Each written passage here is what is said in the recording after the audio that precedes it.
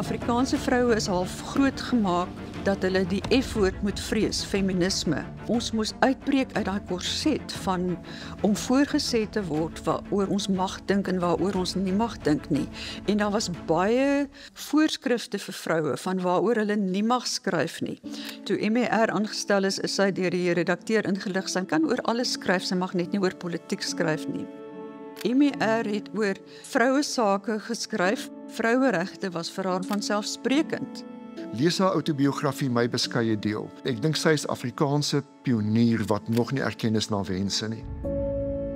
My waarneming van die ontwikkeling van vroue word vergestel deur 3 vroue wat oor kwessies van hulle tyd geskryf het en elkeen was 'n pionier in hulle tyd. Die eerste een is MER, die tweede een is Rykie van Reenen en die derde een is Martie Retief Meyering.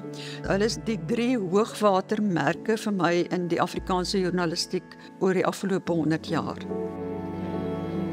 Van die eerste vroue af tot waar jong vroulike joernaliste vandag instap in 'n nuuskantoor, is dit 'n wêreld van verandering, in 'n wêreld van geleenthede wat oopgegaan het, wat nie vanselfsprekend daar was nie. Daar was 'n klomp glasplafonne wat deur gebreek moes word.